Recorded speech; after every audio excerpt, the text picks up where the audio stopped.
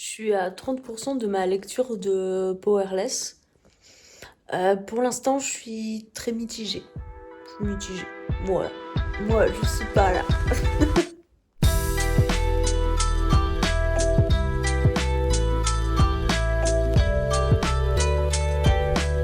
Madame, Messieurs, bonsoir et bienvenue une nouvelle fois sur cette chaîne pour une nouvelle chronique. Et aujourd'hui, on va parler de Powerless de Lauren Roberts.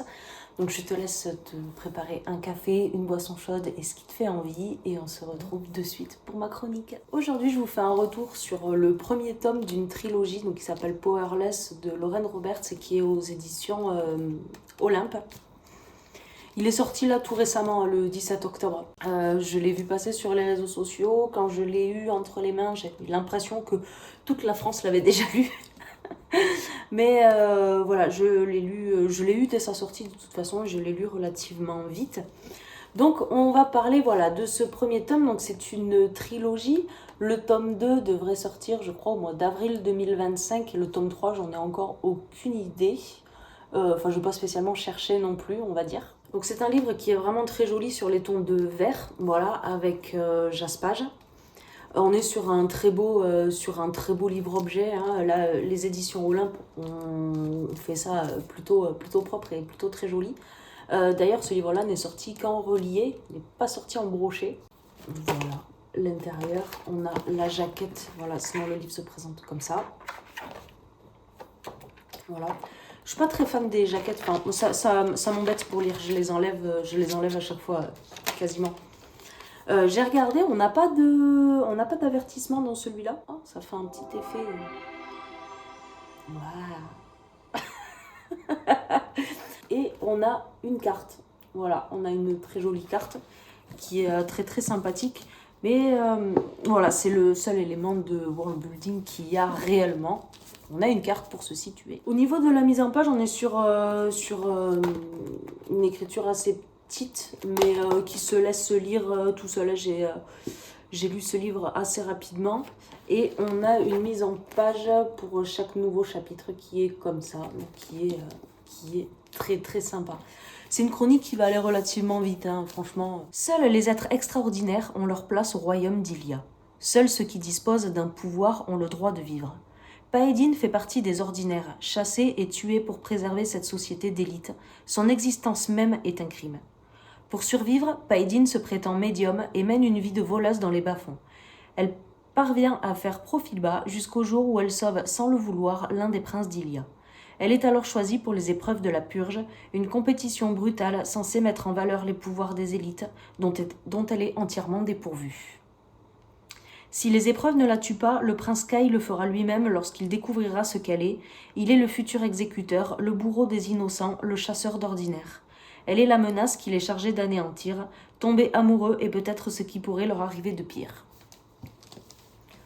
Donc on est clairement sur de la fantasy avec une romance, hein, ce qu'on appelle la romantasy. On est clairement sur ce genre-là.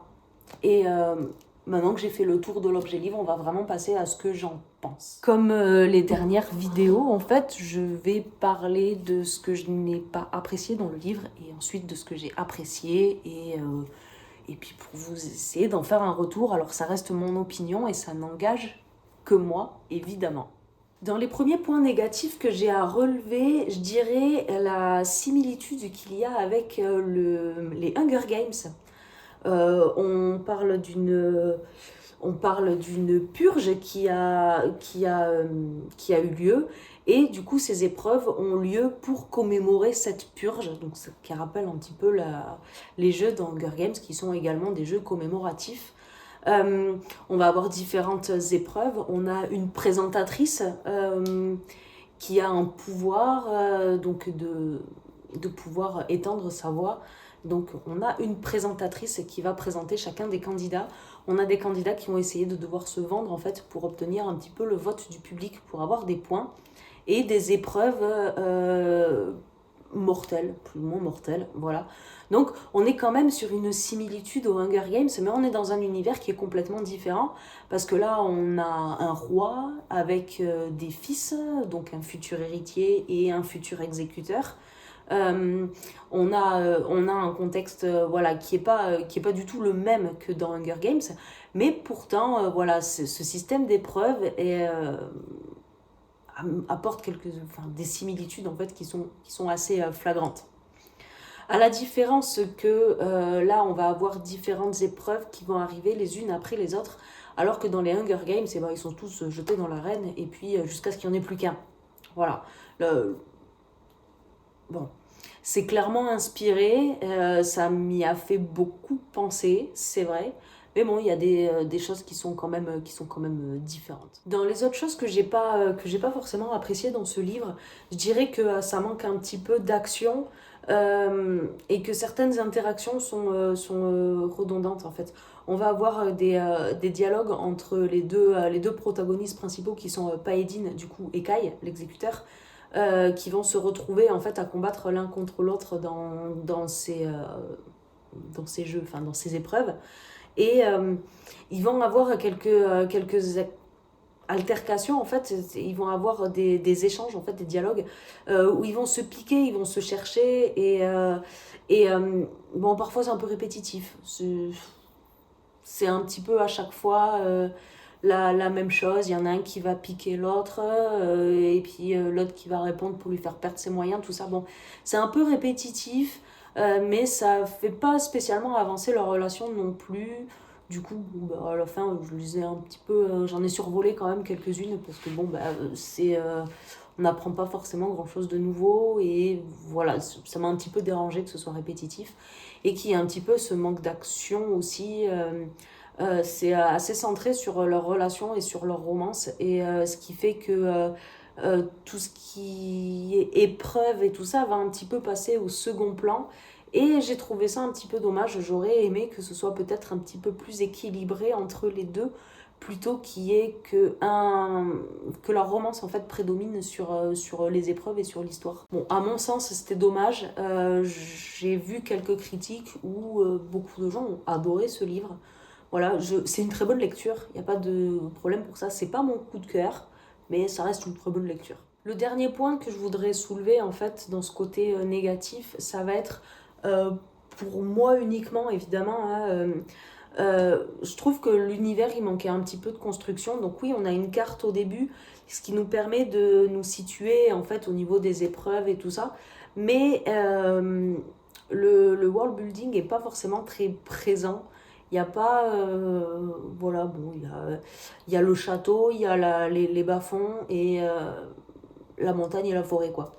C'est pas construit beaucoup plus que ça et j'aurais peut-être aimé pouvoir m'immerger un petit peu plus dans cet univers. Mais bon, à mon sens, ça manquait un petit peu peut-être d'exploitation à ce niveau-là. Donc ça, globalement, c'est pour mes points négatifs, un petit peu certains passages qui sont redondants, un petit manque d'action et peut-être un petit manque de construction au niveau de l'univers. Maintenant, on va passer à ce que j'ai apprécié. Parce que bon, même si j'ai trouvé que certains passages étaient répétitifs entre Paedin et Kai, ces interactions-là m'ont quand même beaucoup fait rire parce qu'ils se cherchent, ils sont toujours en train de se piquer et voilà, il y a des réponses ou des façons voilà, d'interagir qui m'ont quand même beaucoup fait sourire et ça m'a quand même plu. J'ai bien aimé comment a été construite le personnage de Paedin parce que on est dans un univers où si t'as pas de pouvoir magique, en fait tu vaux rien, tu devrais même pas exister, il faut que tu meurs. Et elle n'en a pas. Ben, comme elle n'en a pas, en fait, elle est obligée de se créer un rôle pour survivre dans cet univers, en fait. Et elle s'invente un rôle de médium. Tu connais la série Le Mentaliste? Tu vois un peu comment il fait, il étudie les gens et tout. Bah, elle fait pareil. Et franchement, moi, j'ai adoré ça. J'ai vraiment adoré ça, cette capacité à pouvoir analyser les gens très vite. Et c'est vraiment, voilà, c'est un truc qui m'a plu en fait dans son personnage. D'autant plus que obligée de tenir son rôle, c'est une nana assez badass en fait. Elle a pas peur de se démonter, elle a tendance à dire ce qu'elle pense, elle sait se battre, elle sait se défendre. Et moi en fait ça, ben, j'aime. Et le dernier point que j'ai aimé, donc j'ai aimé Paedine qui est la personnage féminine, mais donc du coup le protagoniste masculin principal en fait de cette histoire c'est Kai. C'est un personnage qui m'a aussi beaucoup plu. Alors autant au début je l'ai trouvé un petit peu pas forcément très attachant en fait, mais c'est normal, c'est le futur exécuteur, c'est le bourreau, il a l'air d'être quelqu'un d'un peu insensible, plutôt arrogant et tout ça. Et puis en fait au fur et à mesure de l'histoire, on finit par apprendre un petit peu son histoire et tout ça, et c'est quelque chose qui m'a plu en fait, et je me suis attachée à ce personnage, je l'ai bien aimé. Dans ce livre-là, on a les deux points de vue, du coup. On a le point de vue de Paedine et le point de vue de Kai. Des fois, je trouve que sur certains chapitres, en fait, c'était assez similaire, mais en fait, ils vont vivre la même épreuve, mais pas forcément ensemble, donc chacun de leur côté. Donc finalement, on rejoint un petit peu les mêmes événements, mais du coup, de deux points de vue différents, puisqu'ils sont pas ensemble. J'ai oublié de préparer mon café aujourd'hui. J'espère que toi, tu as eu le temps de faire le tien. Malgré les similitudes du coup avec Hunger Games, dont j'ai dévoré les livres et à l'époque et les films que j'ai vus plusieurs fois, donc pour moi ces similitudes m'ont sauté aux yeux, mais ça n'empêche que ça se laisse lire sans problème en fait. Ça se laisse vraiment lire et c'est plutôt bien amené. C'est pas identique non plus, c'est pas un copier-coller. Donc à partir de là, il y a clairement une inspiration, il y a des similitudes, mais ça se laisse lire, c'est quand même très sympa. La romance entre les deux personnages, elle naît très très doucement. On est vraiment sur un slow burn, on est plus sur de l'attirance en fait que vraiment une relation qui se met en place. Y a quand même un petit triangle amoureux qui vient se mettre dedans, qui sonne parfois un peu creux à mon sens, mais parce que voilà, j'ai l'habitude de lire des romances et donc du coup, je préfère quand elles sonnent authentiques évidemment. Jusqu'à la première épreuve est vraiment cool aussi. Les autres sont peut-être un petit peu survolés à mon sens. En fait, comme je disais précédemment, la, la romance en fait est très slow burn. C'est vraiment slow burn, mais en fait il se passe pas grand chose entre eux. Ils ont une attirance mutuelle, mais il se passe pas vraiment grand chose. Ils savent qu'ils sont adversaires et en même temps ils se plaisent. Et des fois ça fait un peu du surplace, et des fois ça sonne un peu creux, mais c'est une trilogie, c'est que le premier tome, donc faut pas s'affoler maintenant quoi. À voir pour la suite. La fin de ce tome-là bon, globalement je l'ai vu arriver. Peut-être pas tous les événements qui ont lieu. Il y en a certains qui c'est un peu triste quand même. Mais voilà, là, je m'attendais un petit peu à cette fin-là. De toute façon, c'était prévisible. Mais voilà, ça annonce de belles choses pour la suite, puisqu'a priori, on part sur une chasse à l'homme. Et j'ai vraiment, vraiment hâte de lire la suite. Vraiment. Je me jetterai peut-être pas dessus, quoique qu'il y a de fortes chances que si. Donc c'était mon retour sur ce livre-là. C'est une lecture bien sympathique, plutôt destinée young adulte, je pense, au niveau de ce premier tome. On n'a pas de scène olé olé, on n'a aucun avertissement dans ce livre.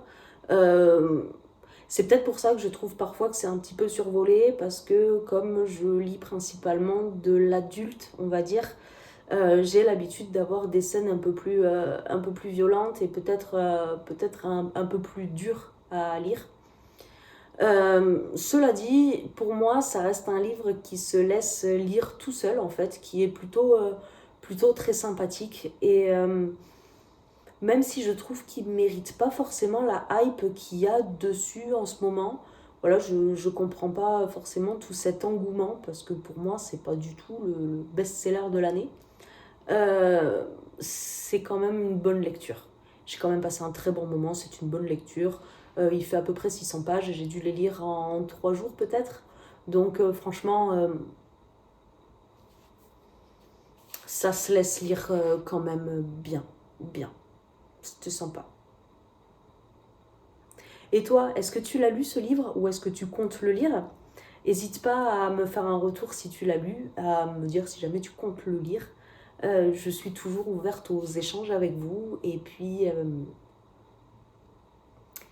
puis voilà quoi, on se rejoint très vite pour une nouvelle chronique. Je te fais plein de bisous.